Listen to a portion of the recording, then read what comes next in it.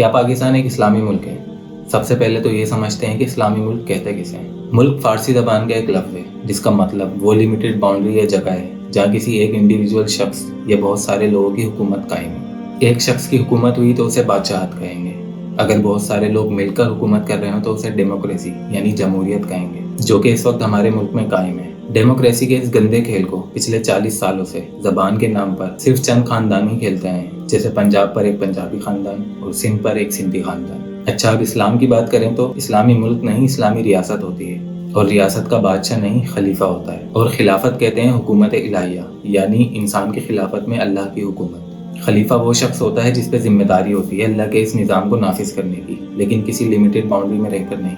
इसे जितने बड़े रकबे पर हो सके अपनी पूरी कोशिश के साथ फैलाया जाता है, जिसे जिहाद कहते हैं। खलीफा और बादशाह में यही फ़र्क होता है कि एक बादशाह अपने कंफर्ट जोन यानी अपने मुल्क में बैठकर अपनी गद्दी की फिक्र और पावर के नशे में पूरी ज़िंदगी गुजारता है, जबकि एक खलीफा का काम अल्लाह के इस निज़ाम को जितने बड़े रकबे पर हो सके फैलाने की जिम्मेदारी होती है। अब एक आम इंसान के जहन में यही सवाल आएगा कि भाई क्यों किसी पर ज़बरदस्ती की जाए?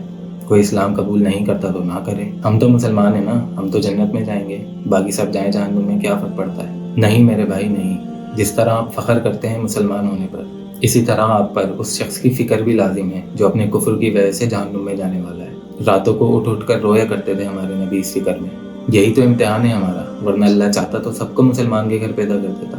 इंसान बहुत मुफलिसी और मुशक्क़त की हालत में है, और इस्लाम अल्लाह का इंसान को एक तोहफ़ा है जो जहालत के अंधेरे मिटाता है। और मैं समझता हूँ इस पर किसी एक जमात या मुल्क का कॉपीराइट नहीं होना चाहिए। इस्लाम हर इंसान का बुनियादी हक है और एक सच्चे मुसलमान की बुनियादी जिम्मेदारी है कि इसे उस तक पहुँचाए जो इससे महरूम है। लेकिन उससे पहले हमें अपने गिरबान में झांकना होगा कि क्या हम मुसलमान हैं, क्योंकि सिर्फ कलमा पढ़ लेने या माँ बाप से विरासत में मिले हुए अकीदे को जन्नत की डेफिनेशन समझ लेने से इंसान मुसलमान नहीं हो जाता। माफ़ कीजिएगा, ऐसा करके हम खुद को तो धोखा दे सकते हैं लेकिन अल्लाह को नहीं। आप सल्लल्लाहु अलैहि वसल्लम की सही हदीस है, अल्लाह इस पूरी दुनिया में कोई घर ऐसा नहीं छोड़ेगा जहाँ इस्लाम को दाखिल न कर दे। लेकिन दाखिले की दो शक्लें होंगी, बाइज़्ज़ अज़ीज़िन और बिज़िल्ल ज़लीलिन, या तो इज़्ज़त और एहतराम के साथ या फिर ज़िल्लत और रुसवाई के साथ। और इसमें कोई शक नहीं कि हम पूरी दुनिया में ज़लील व ख्वार हैं। आज दुनिया में सबसे ज़्यादा करप्शन पाकिस्तान में होती है, दुनिया में सबसे ज़्यादा झूठ यहाँ बोला जाता है, दुनिया में सबसे ज़्यादा करप्ट गवर्नमेंट एम्प्लॉयज़ यहाँ पाए जाते हैं, सबसे ज़्यादा पॉर्न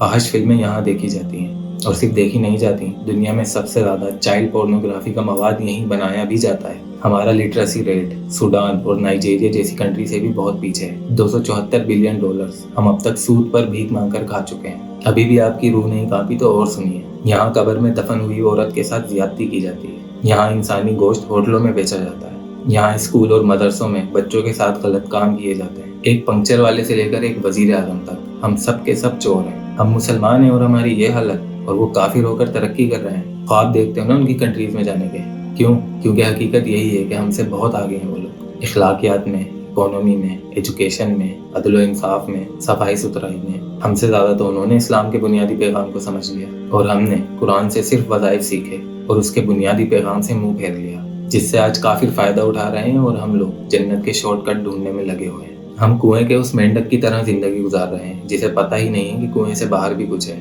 तो ऐसे लोगों के लिए अल्लाह सूरह बकरा की आयत नंबर में फरमाता है, तो क्या तुम किताब के एक हिस्से को मानते हो और एक को नहीं मानते?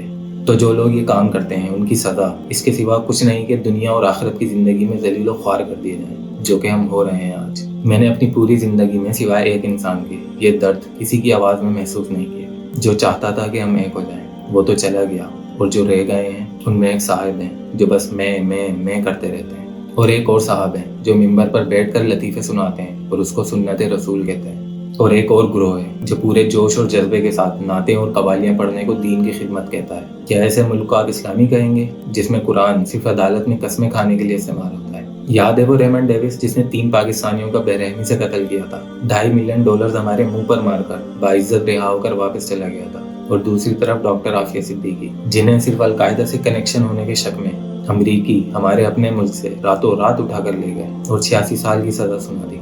इससे बड़ी क्या मिसाल होगी किसी कौम के मुर्दा होने की। हाँ, लेकिन अभी सड़क पर जाकर किसी से सवाल करूंगा तो हज़ारों लोग खड़े हो जाएंगे कि ये निज़ाम हराम है, कुरान और सुन्नत ज़रूर नाफिज होनी चाहिए। लेकिन कहाँ, सिर्फ मस्जिद की हुदूद तक, क्योंकि अगर उसके बाहर किसी ने आवाज़ उठाई तो उसे रातों रात गायब कर दिया जाता है। बंदूक के आगे भला कौन बोलता है? मुझे भी धमकियाँ मिलती हैं कि मत बोलो, मार दिए जाओगे। मैं मार दिया जाऊंगा तो तुम लोग क्या हमेशा जिंदा रहने वाले हो? अरे 30 दिन जिंदा रहने वाला रेशम का कीड़ा भी मरने से पहले अपनी थूक से 100 साल तक बाकी रहने वाले रेशम को देकर मरता है। हम तो फिर भी अशरफुल मखलूकात हैं। जिन हरी नंबर प्लेट्स और लाल बत्तियों वाली गाड़ियों में तुम मुझे उठाने आओगे, वो गाड़ियां तुम्हें हमने ही खरीद कर दी हैं और उनमें चलने वाला फ्यूल भी हमारा ही खून पसीना है। ये मुल्क तुम्हारे बाप का नहीं है कि तुम लोग अयाशियां करो और गरीब भूख से मरे। जिस दिन गरीब आदमी को इस बात का एहसास हो गया ना कि हमारे बच्चे भूख से बिलखते थे और तुम्हारे कुत्ते हमारे पूरे महीने के राशन से महंगा सिर्फ एक वक्त का खाना खाते थे, तो तुम्हारी खैर नहीं।